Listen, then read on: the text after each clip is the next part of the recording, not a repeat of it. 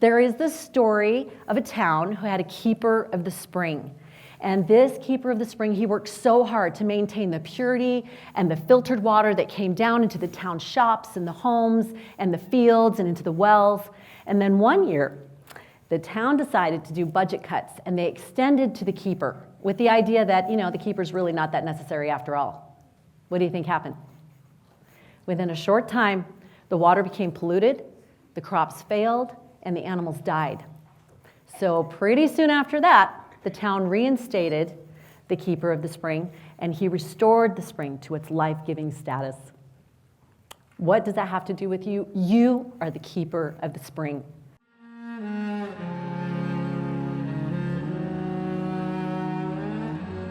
My name is Connie Sokol. I'm a national speaker, best-selling author, media personality, program founder, and mother of 7. For me, the driver is always how to make life better. And I always want to do a purpose-driven, organized, joyful life. Over the years, I have kept that life vision, I've kept that driver very clear for myself, even when there's been amazing opportunities that I've been given. They were big guys, and we were like twins. A moment, a connection. Who are you and what do you do? What kind of a leader and influencer do you want to be? Did you guys do wall ball? The ball Christmas. Bring it to me. There are people who come up to me and say, I've been with you for 15 years. I've been with you from 20 years when you very first started. And to see the changes that they've made in their life, that is thrilling to me. To know that what I'm doing doesn't have to be global, but it just has to be doing good. So today, so happy that you're spending some time with me. We're going to talk about embracing the fabulous 50s. That's right, you're fabulous. Know your purpose, know your identity. When you know who you are and what you're to do, then it's just about taking those steps and working those successful systems. Purpose-driven leadership is about making tough choices and staying aligned. I remember reaching out to a college that was in our town and saying I would love to teach some community classes, and this was like the first time that I was going to actually make this a thing, and I could feel the pressure, and neighbors knew, and no one showed. No one showed. And I just remember just minute by minute, just my whole self-esteem just feeling like it was crumbling.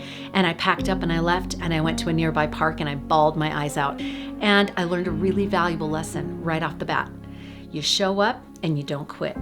Being in tune with an audience, I can feel this sort of a shift and this moment where something's changed, and it's magic. To me, there's nothing better. I know that we are all walking out of that experience better than when we came in. So I lead with you. If there's anything else that you remember today, it's define your purpose and do it now. I remember coming to a place of wondering if this was even going to be successful. And yet I knew in my soul that this is a calling for me. This is what I know that I'm to do. And when you know that and you're being told not to do that, there's a fracture, there's a fragmentation, and you can feel that there's a misalignment and you've got to get it aligned. Purpose-driven leadership is the core key to success, period. This is well known, studies back it up.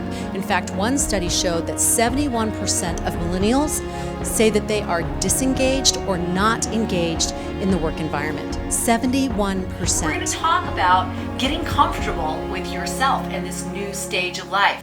I didn't realize at the time that all this hard stuff that I was going through was actually seed bedding what I was teaching the women. In trying to find my own solutions and trying to find answers to problems, I would read and study and I'd experiment, and then I'd go back to the drawing board and rinse and repeat, and then I'd get down to these core funneled life hacks of what's going to actually work.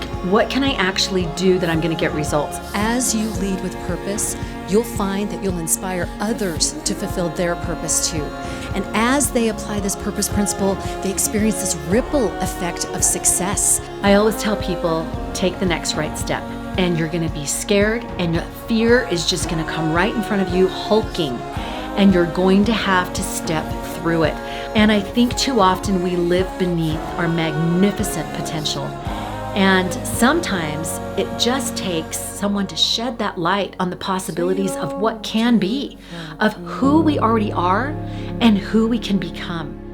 You are the keeper of the spring, and you have a powerful, powerful leadership and influence. So use that, take these tools, and change one thing to make that happen. Thank you.